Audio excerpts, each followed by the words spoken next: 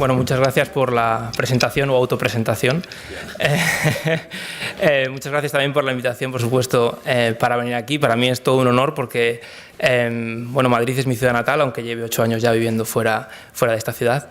Y bueno, como ahora estoy viviendo en Suiza, voy a intentar ser lo más puntual posible a la hora de acabar mi presentación. Así que sin más dilación empiezo.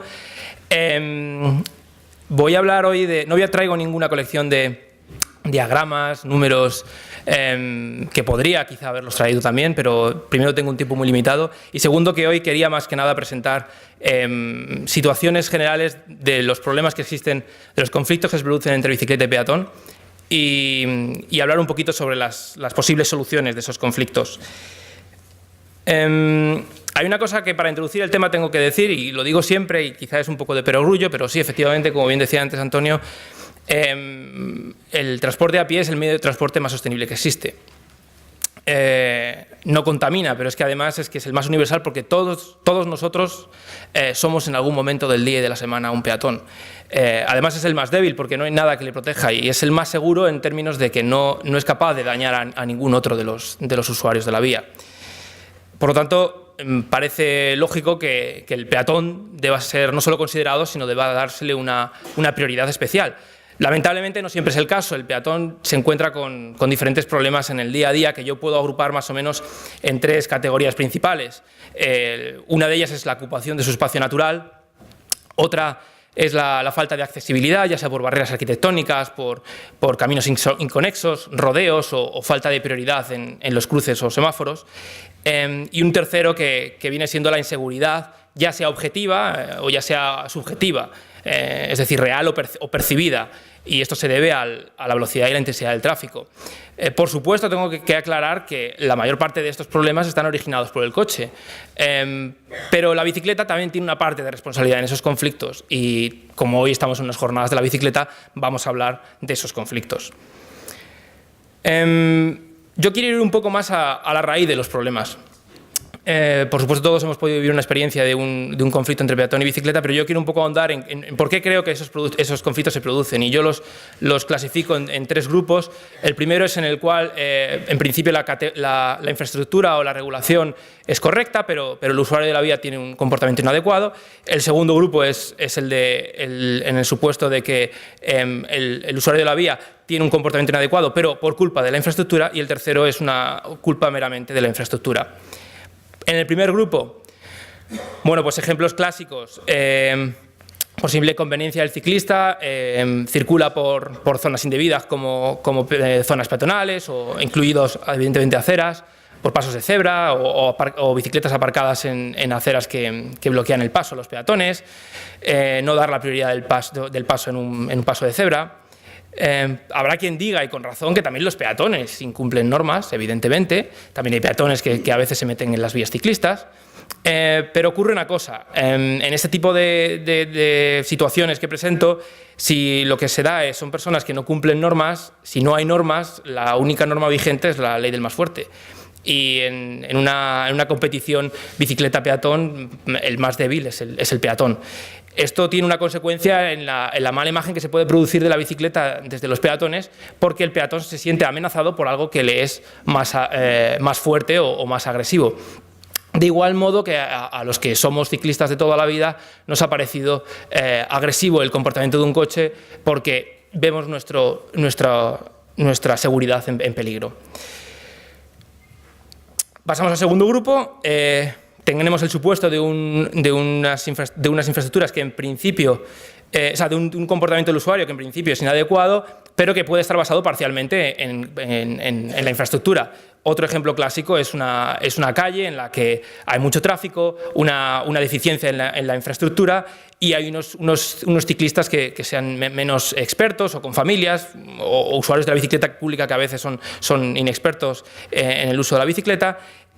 Y eso da como lugar que cojan la acera para circular. Al revés también funciona, esto es lo que yo llamo normalmente el caso de los peatones voladores. Calles en las que se ha obviado la infraestructura peatonal, ya sea acera, paso de cebra o bordillos rebajados. No quiero ni puedo dedicar mucho tiempo a las fotografías que muestro en esta presentación, pero al menos me quiero parar en esta en esta de aquí abajo. Esta es una foto de Viena, del barrio en el que he vivido 6 años. Esta calle se remodeló completamente hace 2 o 3 años, cuando se quitó el tranvía, y bueno, fue un proyecto flamante y estrella, pero se les olvidó directamente poner la acera. Lo que ustedes ven aquí, o lo que vosotros veis aquí, creo que también os puedo tutear, a la derecha no es una acera, sino una vía ciclista que se usa diariamente por peatones porque no tienen un medio de trasladarse por ese lado de la calle. En tercer lugar, tenemos los ejemplos de infraestructuras que son deficientes y que por eso se produce el conflicto. Las aceras bici son una fuente continua de conflictos.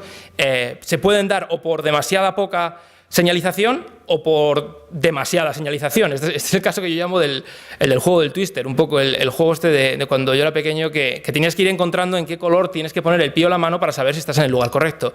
Y a veces, como usuario de la vía, ya sea como bicicleta o como peatón, a veces nos es difícil reconocer en cada pedalada y en cada paso dónde estamos realmente. Este es un caso aún más complejo todavía, pero es un caso que ineludiblemente tengo que hablar de él. Es el caso de mezclar la bicicleta con el peatón. Hay muchas problemáticas que pueden surgir de mezclar la bicicleta con un peatón. Básicamente son diferencias entre los medios de transporte que las hacen difícilmente compatibles en muchas situaciones. La primera de ellas es la velocidad. Si asumimos que una bicicleta se mueve a 15 km por hora en una zona 30, la velocidad del coche es el doble. Pero es que la velocidad de la bicicleta con respecto a la del peatón puede llegar a ser hasta 4 veces mayor. Por lo tanto, eso hace que se produzcan fricciones naturales entre esos medios de transporte. La cantidad de espacio que requieren también es muy diferente, pero es que también los tipos de movimientos. Un peatón no necesariamente se mueve en línea recta o no pone el intermitente cuando gira o puede ir en dirección contraria. No hay normas en ese sentido en una zona peatonal. Y algo aún más importante bajo mi punto de vista, y es que en las zonas peatonales, y ahí incluyo evidentemente las aceras, no solo cumplen una función de movilidad. En una acera se producen relaciones sociales, hay personas que simplemente disfrutan del entorno, que descansan, hay niños que juegan. Las aceras, las zonas peatonales, no solo son personas yendo de A a B, son personas encontrándose. Eso da lugar a que una bicicleta que en principio sí que tiene una función de A a B pueda entrar en conflicto con esos movimientos diferentes. Consecuencia, el peatón no se siente a gusto, no se siente cómodo con un medio que le resulta agresivo, pero es que tampoco es cómodo para un ciclista circular en una zona en la que va tan despacio como un peatón, para eso iría andando. Por lo tanto, no es una situación cómoda, creo yo, para ninguno de los dos implicados. Pero como decía antes, yo quiero llegar un poco más a la raíz del problema. Esto es quizá la parte más superficial. Yo me quiero preguntar siempre por qué pasa esto. Y bueno, yo encuentro 3 razones para que esto ocurra.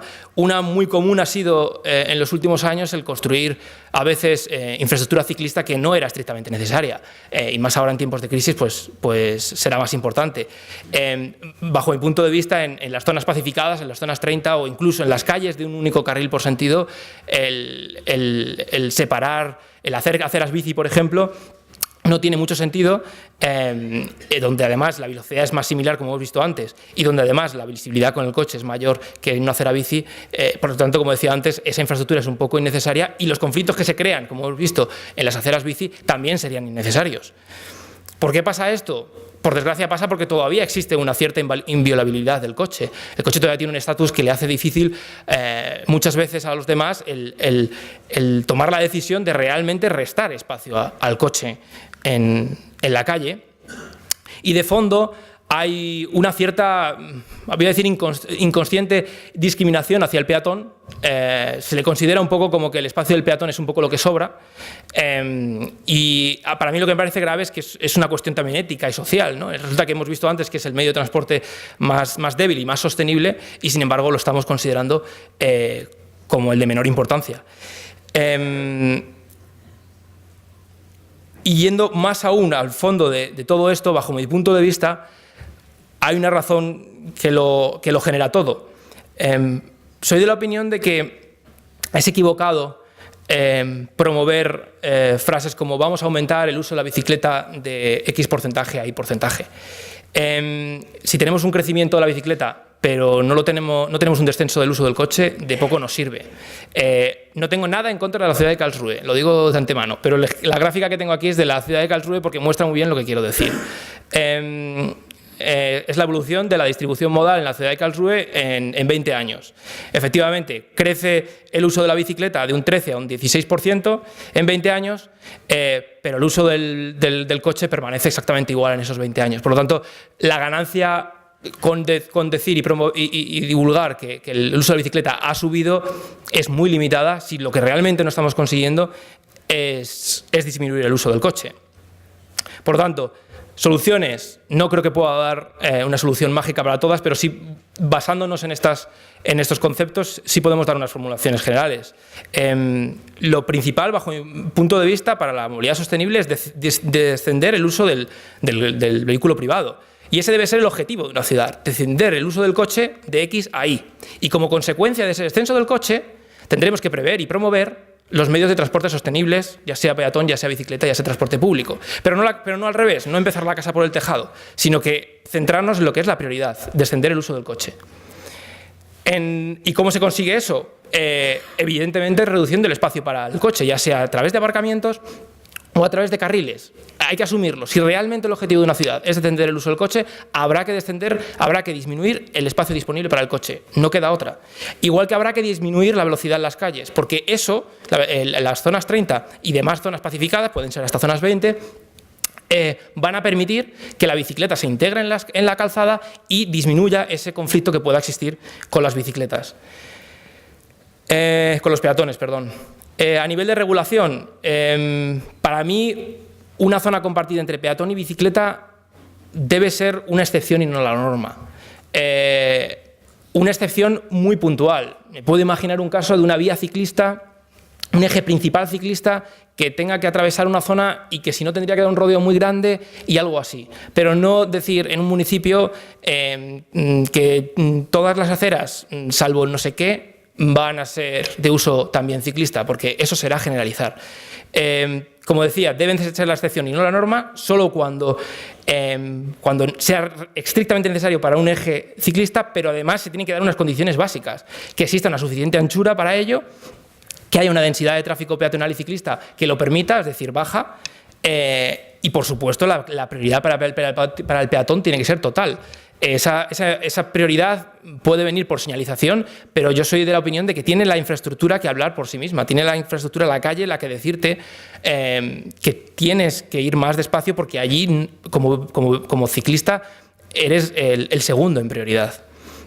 Si eso no es posible, pues directamente habrá que prohibir el tráfico en ese punto concreto, ya sea de forma total o parcial, y siempre ofreciendo alternativas al ciclista, es decir, ofrecer rutas alternativas, ya sea con flechas, con mapas, con nombres de calles. Hay ejemplos en muchas ciudades de Europa que, como digo, por desgracia, no me puedo parar a hablar de ellas. Y por último, se trata también de una labor de sensibilización, de mayor respeto al peatón. Hay que tratar ese tema, pues ya sea evitando circular por zonas peatonales, como decía, incluido aceras, dar prioridad al peatón como medio de transporte sostenible y promover la reducción de la velocidad en caso en que en un punto concreto haya una zona compartida.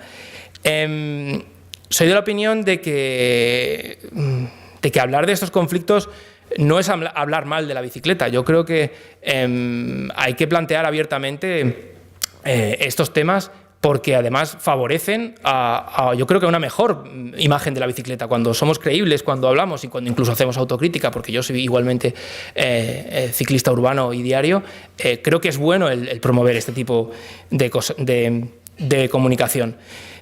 Muy rápidamente voy a llevaros de excursión, porque estuve en una conferencia el año pasado en Delft, en Holanda, el paradigma del uso de la bicicleta, 40% de distribución modal, una ciudad que evidentemente va a ser amigable con la bicicleta, pero me pregunto a mí mismo, ¿lo será también para el peatón?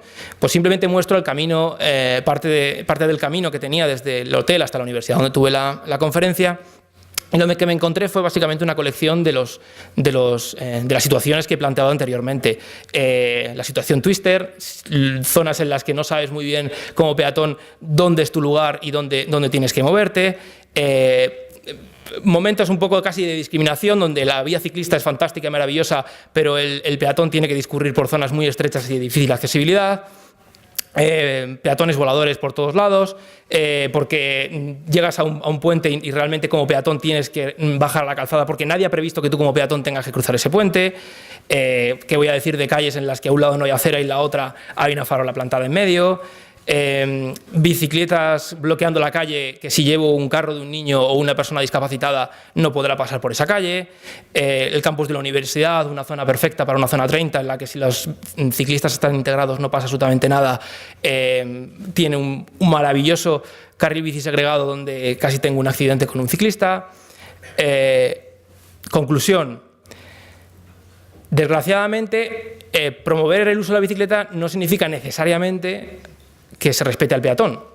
Se pueden hacer las dos cosas y de hecho tenemos que luchar por ellas, porque realmente los dos medios de transporte son aliados. La principal prioridad debe ser, como decía antes, reducir el uso del coche. Esa es la prioridad para todos.